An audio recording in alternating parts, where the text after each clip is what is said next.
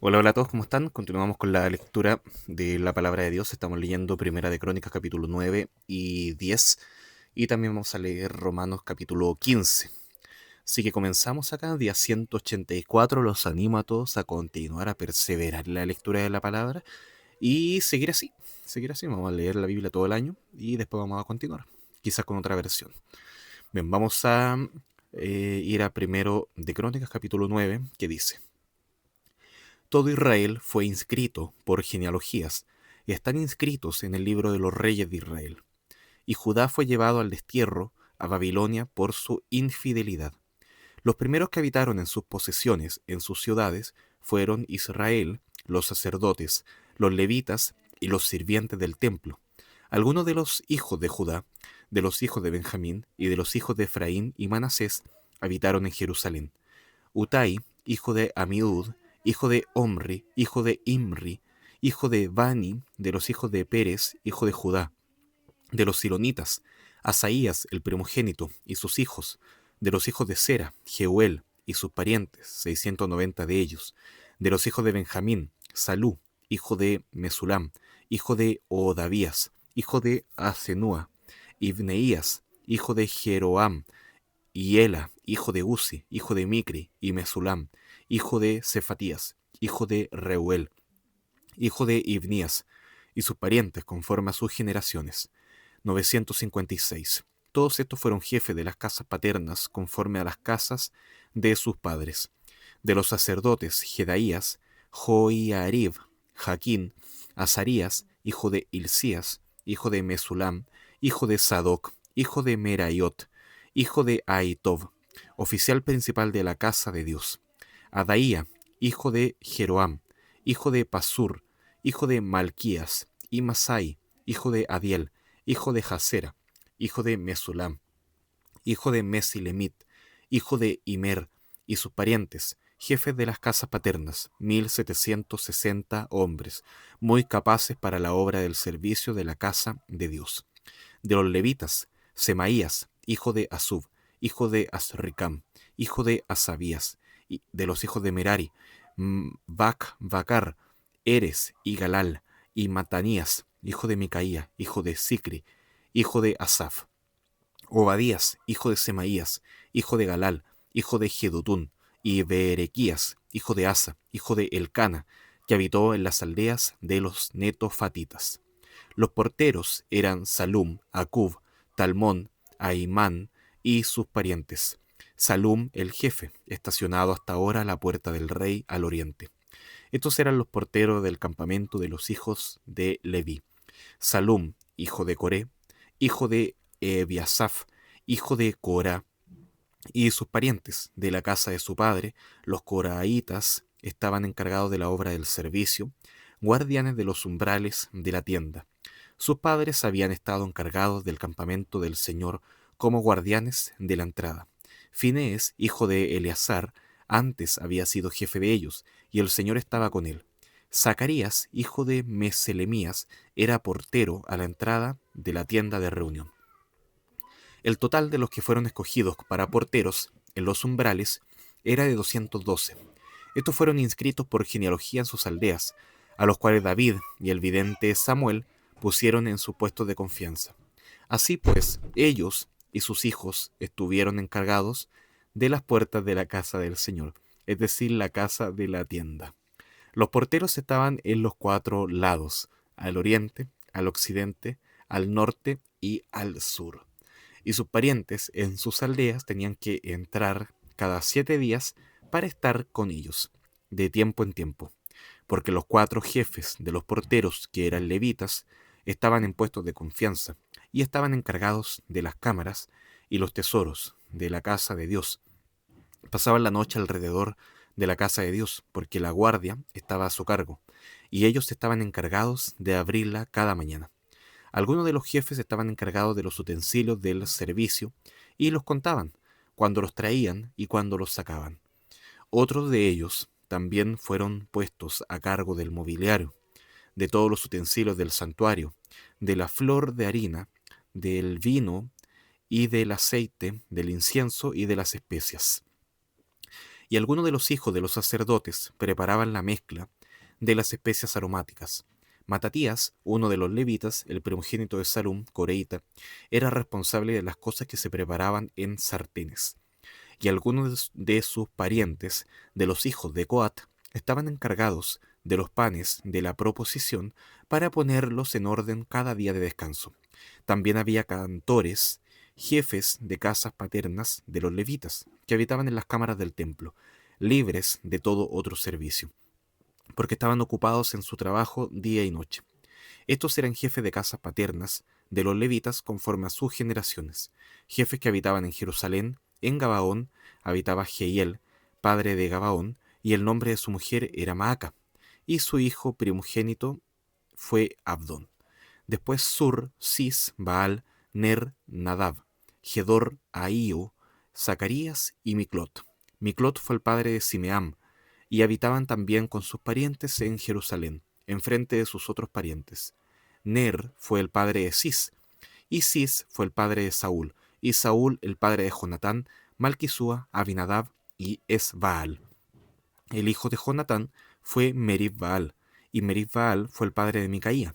Los hijos de Micaía fueron Pitón, Melec, Tarea y Acaz. Acaz fue el padre de Jara. Jara fue padre de Alemet, Asmavet y Simri fue padre de Mosa, y Mosa fue el padre de Bina, y de Refaías, su hijo. Elasa, su hijo, Asel, su hijo. Asel tuvo 6 hijos, y estos eran sus nombres: Azricam, Bocru, Ismael, Seraías, Obadías y Anán. Estos fueron los hijos de Asel. Primero de Crónicas, capítulo 10. Los filisteos pelearon contra Israel, y los hombres de Israel huyeron delante de los filisteos, y cayeron muertos en el monte Gilboa. Los filisteos persiguieron muy de cerca a Saúl y a sus hijos, y mataron a Jonatán, a Abinadab y a Malquisúa, hijos de Saúl. La batalla arreció contra Saúl, y los arqueros lo alcanzaron, y fue herido por ellos. Entonces Saúl dijo a su escudero: saca tu espada y traspásame con ella, no sea que vengan estos incircuncisos y hagan burla de mí. Pero su escudero no quiso, porque tenía mucho miedo. Por lo cual Saúl tomó su espada y se echó sobre ella. Al ver su escudero que Saúl había muerto, él también se echó sobre su espada y murió. Así murió Saúl con sus 3 hijos, y todos los de su casa murieron junto con él.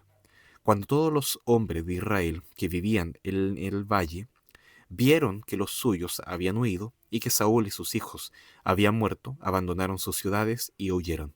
Entonces los filisteos vinieron y habitaron en ellas. Al día siguiente, cuando los filisteos vinieron para despojar a los muertos, hallaron a Saúl y a sus hijos caídos en el monte Gilboa. Los despojaron, tomaron su cabeza y sus armas, y enviaron mensajeros por toda la tierra de los filisteos, para que llevaran las buenas nuevas a sus ídolos y al pueblo. Pusieron su armadura en la casa de sus dioses y clavaron su cabeza en la casa de Dagón. Cuando los de Jabes de Galaad oyeron todo lo que los filisteos habían hecho a Saúl, se levantaron todos los hombres valientes y se llevaron el cuerpo de Saúl y los cuerpos de sus hijos. Los trajeron a Jabes y enterraron sus huesos bajo la encina en Jabes y ayunaron 7 días. Así murió Saúl por la transgresión que cometió contra el Señor, por no haber guardado la palabra del Señor, y también porque consultó y pidió consejo a una divina, y no consultó al Señor. Por tanto, él le quitó la vida y transfirió el reino a David, hijo de Isaí. Bien, vemos entonces acá, antes de pasar a Romanos 15, estas genealogías que van avanzando y culminan, y finalmente se menciona este destierro en Babilonia, acá en el capítulo 9, versículo 1, por la infidelidad de ellos. Entonces está este juicio que viene de Dios, pero a pesar de todo esto, Dios preserva a su pueblo, Dios preserva a, a muchos para que la nación continúe. En el capítulo 10 se muestra que la muerte de Saúl, y se muestra al final también que esto es debido a su rebelión, a su infidelidad, a haber consultado a divinos por fuera de Dios. Pero aún así, esto no frustró los planes de Dios y aún así Dios siguió haciendo su voluntad. Lo que vamos a ver ahora en el capítulo 15 de Romanos es que las promesas de Dios permanecen firmes, que Dios busca confirmar las promesas hechas a los padres, que es lo que va a decir el versículo 8 precisamente, y que a pesar de la desobediencia humana, la fidelidad de Dios sigue vigente. Otra cosa también es que Dios preserva el sistema sacerdotal, lo que son los levitas, otras familias que tenían ciertas funciones, y la idea es que la adoración, el sistema de adoración que tenían en Israel debía continuar. En Romanos 15, versículo 6, dice que el propósito es glorificar a Dios, el Padre de nuestro Señor Jesucristo. Y otra cosa también es que Saúl es mostrado como el fracaso de un liderazgo que no considera a Dios, un liderazgo sin Dios. Pero después, ahora, en Romanos, avanzando al capítulo 15 de Romanos, ahí por el versículo 12 se va a mencionar a David, en este caso como la raíz de Isaí, de quien viene Cristo, este reinado, que será un reinado perfecto, no solamente para judíos, sino que también para gentiles, para toda persona que ponga su fe en Jesucristo. Así que vamos a avanzar y llegamos a Romanos capítulo 15, que dice así. Así que nosotros, los que somos fuertes, debemos sobrellevar la flaqueza de los débiles y no agradarnos a nosotros mismos. Cada uno de nosotros agrada a su prójimo en lo que es bueno para su edificación, pues ni aun Cristo se agradó a él mismo. Antes bien, como está escrito, los insultos de los que te injuriaban cayeron sobre mí. Porque todo lo que fue escrito en tiempos pasados, para nuestra enseñanza se escribió, a fin de que por medio de la paciencia y del consuelo de las Escrituras tengamos esperanza, y que el Dios de la paciencia y del consuelo les conceda tener el mismo sentir los unos para con los otros, conforme a Cristo Jesús, para que unánimes, a una voz, glorifiquen al Dios y Padre de nuestro Señor Jesucristo. Por tanto, acéptense los unos a los otros, como también Cristo nos aceptó para la gloria de Dios. Pues les digo que Cristo se hizo servidor de la circuncisión para demostrar la verdad de Dios, para confirmar las promesas dadas a los padres, y para que los gentiles glorifiquen a Dios por su misericordia, como está escrito: por tanto, te confesaré entre los gentiles, y a tu nombre cantaré. Y vuelve a decir: regocíjense, gentiles, con su pueblo. Y de nuevo, alaben al Señor todos los gentiles, y todos los pueblos lo alaben. Y a su vez, Isaías dice: retoñará la raíz de Isaí, el que se levantará a regir a los gentiles pondrán en él su esperanza. Y el Dios de la esperanza lo llene de todo gozo y paz en el creer, para que abunden en esperanza por el poder del Espíritu Santo. En cuanto a ustedes, hermanos míos, yo mismo estoy también convencido de que ustedes están llenos de bondad, llenos de conocimiento, y capaces también de amonestarse los unos a los otros. Pero les he escrito con atrevimiento sobre alguna cosa, para así hacer que la recuerden otra vez, por la gracia que me fue dada por Dios, para ser ministro de Cristo Jesús a los gentiles, ministrando a manera de sacerdote el Evangelio de Dios, a fin de que la ofrenda que hago de los gentiles sea aceptable, santificada por el Espíritu Santo.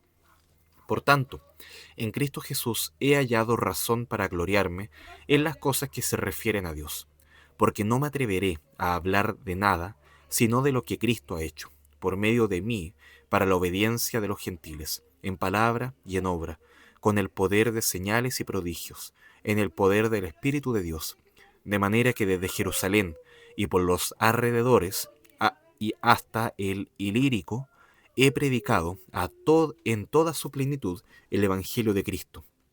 De esta manera me esforcé en anunciar el Evangelio, no donde Cristo ya era conocido, para no edificar sobre el fundamento de otros, sino como está escrito: aquellos a quienes nunca les fue anunciado acerca de él verán, y los que no han oído entenderán.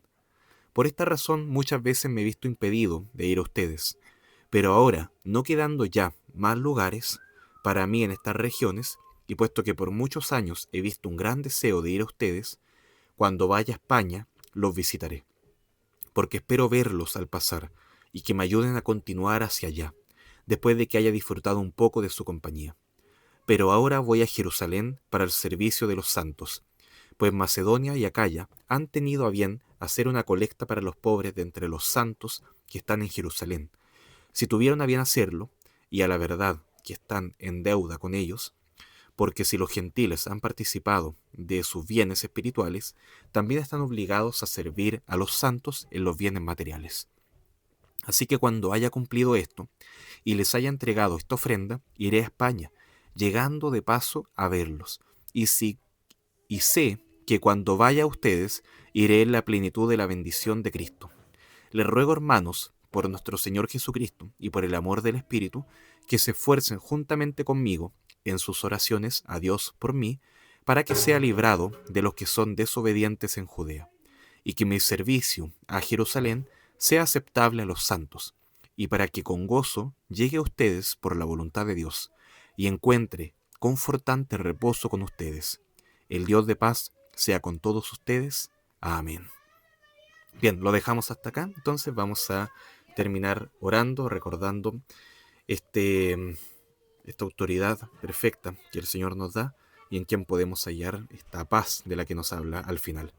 Oramos. Gracias, Padre, por tu palabra, gracias porque nos muestras en ella, Señor, tu perfecta voluntad, y ayúdanos, Señor, a seguir y andar en ella. Ayúdanos, Señor, en este día, a seguir firmes en ti y a amar tu voluntad. En el nombre de Jesús, amén. Bueno, que Dios les bendiga, un gran abrazo. Chao, chao.